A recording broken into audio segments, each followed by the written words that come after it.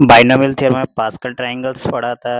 ये permutation and combination से related binomial theorems.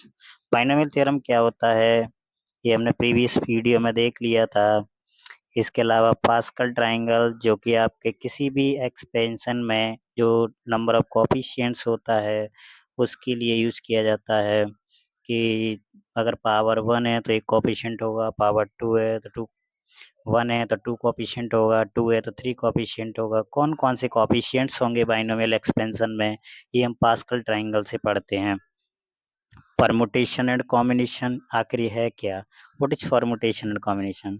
तो कॉम्बिनेशन एक टर्म है कि कई चीज़ों को कैसे कंबाइन करना है, कैसे एक का दूसरे के साथ कॉम्बिनेशन बनाना है। तो इसके लिए एक फार्मूला यूज होता है NCR, A factorial N upon factorial all N minus R factorial. NCR N number of terms हैं जिसमें से हमको क्या है आर टर्म लेने हैं। Total number of items N दिए हैं उनमें से आर को सिलेक्ट करना है तो एनसीआर का यूज किया जाता है। यहाँ पे ऑर्डर मैटर नहीं करता, ऑर्डर कुछ भी हो सकता है। फॉर एग्जांपल 2C0 यानी दो में से एक भी नहीं लेना है। तो दो में से एक भी नहीं लेना है तो इस फॉर्मूले का यूज करेंगे factorial 2 upon factorial 0 2 minus 2 0 factorial. इसको सॉल्व करने का तरीका होगा फैक्टोरियल 0 की वैल्यू 1 होती है तो फैक इसका आंसर क्या आएगा 1 आएगा।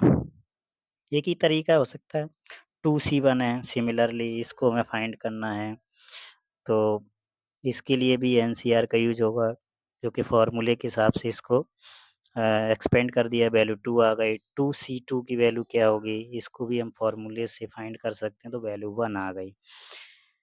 ऐसा करने से हमें ये वैल्यूज मिली हैं कि एनसीआर को आगे सॉल्व करने से, और ये आपको क्लियर दिख रहा होगा कि पहली बार में भी एक कोफिशिएंट है रो 1 में, रो 0 में, रो 1 में कितने 2 हैं।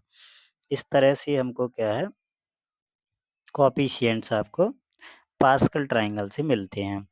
और कॉम्बिनेशन का फार्मूला एनसीआर है 3C0 3C1 3C2 3C4 and so on. इस तरह इनकी वैल्यूज हम क्या है फाइंड कर सकते हैं।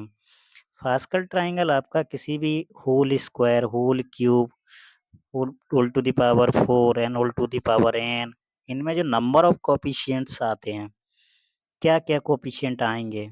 जैसे होल क्यू निकालना आपको 3C2 में आप क्लियर देखेंगे 1 3 3 1 यानी A cube plus 3A square B plus 3AB square plus 1 होता है तो दो बार बीच में 3 आता है, फर्स्ट एंड लास्ट में 1 कोफिशिएंट होता है। तो ये कोफिशिएंट निकालने का बहुत ही आसान तरीका है बच्चों। पास्कल ट्रायंगल्स यूज हुआ था बाइनोमियल थ्योरम में। तो कैसे बाइनोमियल थ्योरम में क्या कोफिशिएंट होंगे, लेकिन बाइनोमियल थ्योरम अगर हम एक्सपेंड करना चाहते हैं तो एंस आपको क्या है परमुटेशन एंड कॉम्बिनेशन का यूज करना पड़ेगा। कॉम्बिनेशन आपको साफ दिख रहा है, एनसीआर का जो फॉर्मूला है आपको याद रखना पड़ेगा factorial N upon factorial R और एन माइनस आर फैक्टोरियल। इस तरह से जो भी आप जिस रो का भी आप कोफिशिएंट निकालना चाहते हैं, जैसे टर्म इन सिक्स्थ रो आप देख रहे हैं 1 6 15 20 15 6 1 यानी एक सेंटर पॉइंट के बाद लेफ्ट और राइट दोनों में कोफिशिएंट सेम ही होते हैं। तो नंबर ऑफ अगर अब टर्म इन सिक्स्थ रो की बात कर रहे हैं तो n इक्वल टू 6 है। 1 की वैल्यू 0 से 6 कुछ भी हो सकती है। 6C0 6C1 एंड लास्ट तक आपको 6C6 तक आपको इनके कोफिशिएंट निकालने होंगे। तो इनके जो कोफिशिएंट की वैल्यू आएगी सॉल्व करने के बाद एनसीआर से 1 6 15 20 15 6 एंड 1 कैलकुलेट होगी। कैलकुलेट करने के लिए आपको स्क्रीन पे आपको फॉर्मूला एनसीआर का दिखाई दे रहा है साफ-साफ। तो कोफिशिएंट निकालना है, किसी की पावर मान लो 6 है तो उसमें क्या-क्या कोफिशिएंट होंगे। ये बाइनोमियल थ्योरम से जब स्क्वायर और क्यूब के बाद कोई पॉजिटिव पावर आती है किसी दो टर्म के होल स्क्वायर और होल क्यूब सॉरी दो टर्म के सम और सब्ट्रैक्शन में, तो ये बाइनोमियल की हेल्प से इसको सॉल्व किया जाता है। जैसे कि ये पूछ रहा है टर्म इन द 8th रो, अब n की वैल्यू 8 है, r की वैल्यू 0 से लेके 8 तक कुछ भी हो सकती है, तो कोएफ़िशिएंट आपको क्लियर दिखाई दे रहे हैं कि क्या लेना है। जैसे a प्लस b की पावर n है, n कोई भी पॉजिटिव इंटीजर है और इसका एक्सपेंशन करेंगे तो इसका एक्सपेंशन के लिए भी हमें एनसीईआर के फॉर्मूले का ही यूज़ करना पड़ेगा।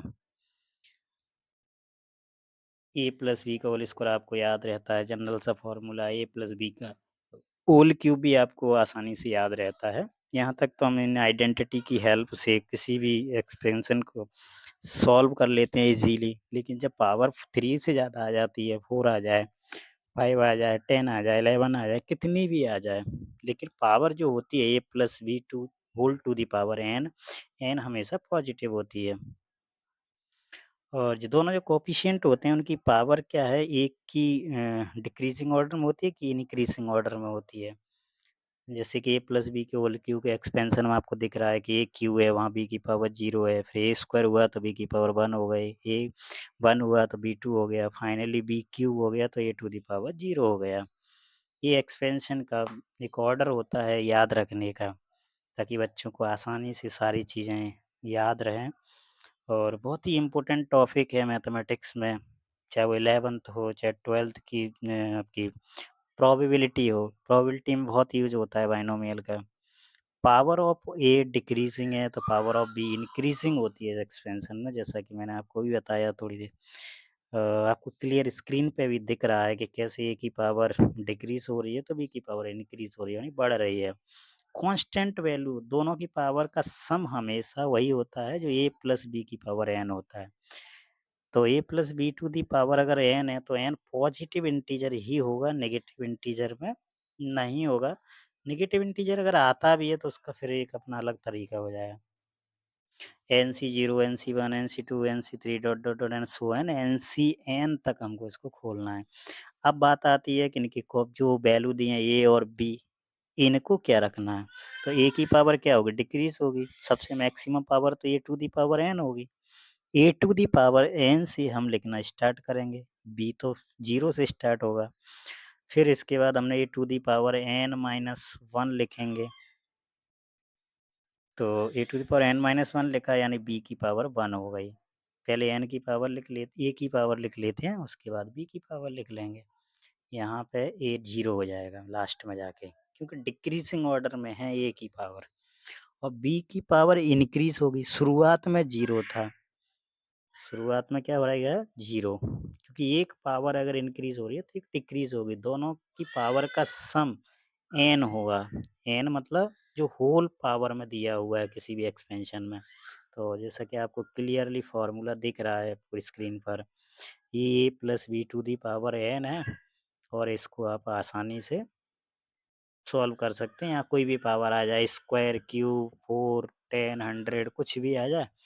बस क्या है कि कॉम्बिनेशन आपको आना चाहिए। ये जनरल फ़ॉर्मूला है बाइनोमियल का। कॉम्बिनेशन का एनसीईआर का फ़ॉर्मूला स्क्रीन के टॉप पे दिख रहा है, उसको याद रखें। उसके बाद ये बाइनोमियल का जनरल